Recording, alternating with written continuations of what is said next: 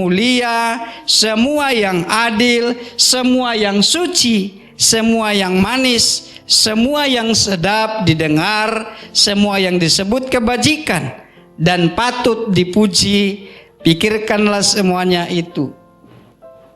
Apa yang telah kamu pelajari, yang telah kamu terima, yang telah kamu dengar, dan apa yang telah kamu lihat dariku, lakukanlah itu.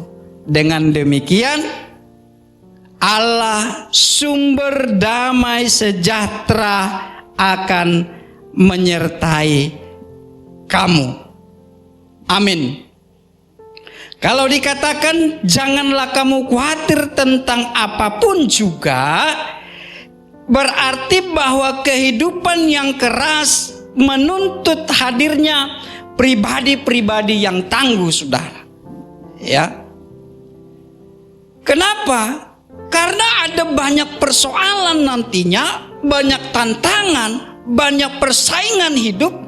Jikalau kita tidak menjadi pribadi yang tangguh dan kuat, maka kita akan terhanyut, kita akan tergerus, kita akan tersingkir, saudara. Kita akan binasa di dalamnya. Contohnya Daud. Ya, Daud ini termasuk pribadi yang tangguh di dalam menghadapi setiap kesulitan dalam kehidupannya. Di dalam Mazmur 3 ayat 2 dia katakan, "Ya Tuhan, betapa banyaknya lawanku. Banyak orang yang berbicara menyampaikan bahwa Tuhan tidak akan menolongku." Itu adalah serangan-serangan yang akan melemahkan iman seseorang. Perkataan-perkataan negatif itu akan membuat orang itu semakin down.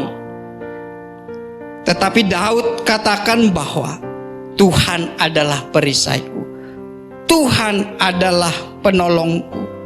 Dalam Mazmur 7 ayat 12 dikatakan, perisai bagiku adalah Allah. Ini merupakan bukti bahwa Daud tidak kehilangan pengharapan kepada Allah. Daud tetap percaya kepada Allah sekalipun ada kesulitan sedang menghadang di hadapannya, saudara. Kalau kita bicara tentang orang-orang yang memiliki pribadi yang tangguh, sekalipun ada kesulitan, contoh Ayub, contohnya Elia, di dalam menghadapi itu, dia tidak malah meninggalkan Tuhan. Dia tidak malah menyalahkan Tuhan, tapi dia tetap mencari Tuhan, mendekatkan diri kepada Tuhan, selalu bertanya kepada Tuhan, apa yang harus aku lakukan di dalam menghadapi setiap kesulitan dalam kehidupan. Itu yang harus ada dalam diri kita masing-masing. Ketika diperhadapkan dengan kesulitan, persoalan, bisa saja kita mendengarkan ada banyak masukan, saran dari orang-orang di sekitar kita. Tapi ingat, sebagaimana tadi lagu mengatakan, aku tetap memilih untuk percaya kepada Tuhan. Artinya jawabannya tetap yang terbaik adalah dari Tuhan itu.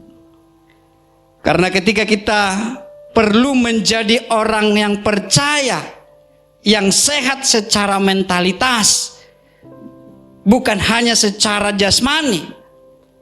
Oleh sebab itu, apa yang membuat kesehatan mental kita terjaga? Yang pertama, membangun apa, saudara? Membangun kehidupan doa.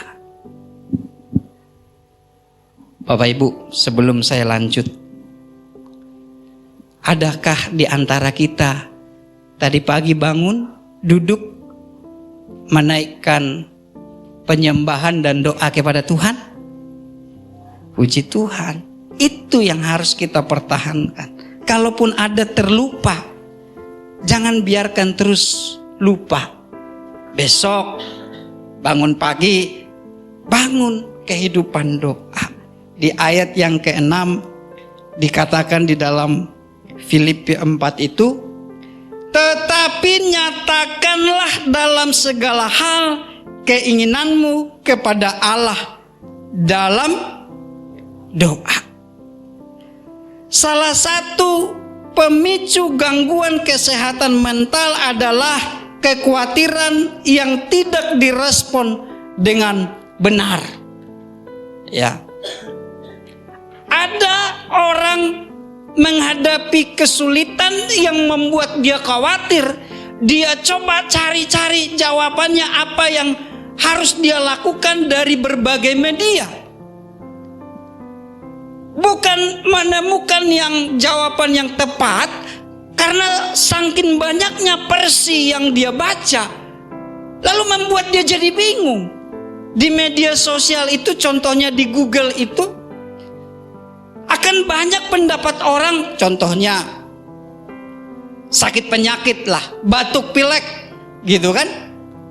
Atau yang lagi booming ini tentang susu formula yang bisa mengakibatkan anak cuci darah gitu. Lalu coba kita cari di Google, berarti susu formula apa nih yang cocok buat anak saya gitu kan. Ada banyak nanti rekomendasi dari artikel-artikel yang kita baca yang mengatakan, oh produk ini bagus, oh produk ini tidak bagus, produk ini tidak bagus, ini bagus tapi banyak kandungan gulanya yang kurang sehat gitu. Jadi bingung kan kita. Nah, dalam menghadapi kesulitan persoalan, ada kalanya begitu, minta pendapat dari sini, minta pendapat dari sini, minta pendapat dari sini. Bingunglah dia. Kenapa? Karena dia tidak punya dasar yang kuat di dalam firman Tuhan tentang bagaimana kuasa Tuhan bisa membawa kita dari persoalan untuk keluar dari situ, saudara. Kekhawatiran yang dibiarkan akan membawa serta teman-temannya apa? Ketakutan, tekanan hidup, depresi yang berkepanjangan. Ya, contohnya Saul, saudara. Saul ini memiliki kekhawatiran yang berlebihan. Kekhawatirannya apa? Dia takut tahtanya direbut oleh Daud. Dia takut kehilangan tahtanya. Karena dia lihat Daud itu sudah mulai dipuji-puji, gitu kan? Akibatnya apa? Mulai muncul curiga kepada Daud. Berpikiran negatiflah dia tentang Daud ini. Kalau Daud masih hidup, maka kerajaanku, tahtaku akan terancam. Akhirnya tindakannya apa, saudara? Dia ingin membunuh Daud. Ya, rasa cemas, kekhawatiran yang tidak bisa dia kontrol membuat pikirannya tidak normal lagi, saudara. Curiga. Akibatnya diikuti dengan tindakan yang mendukung apa yang ada dalam pikirannya. Ketika itu terjadi, kenapa? Di 1 Samuel 16 ayat 14 dikatakan, Roh Tuhan telah mundur dari Saul. Terganggulah kesehatan rohaninya, saudara. Karena tidak ada lagi roh Tuhan dalam dirinya, maka yang datang adalah kegelisahan, kekhawatiran. Artinya roh Tuhan itu, persekutuan dengan Tuhan itu sangat mendasar dalam setiap orang percaya. Masalah datang, Siapa di antara kita nggak punya masalah? Siapa di antara kita nggak punya pergumulan?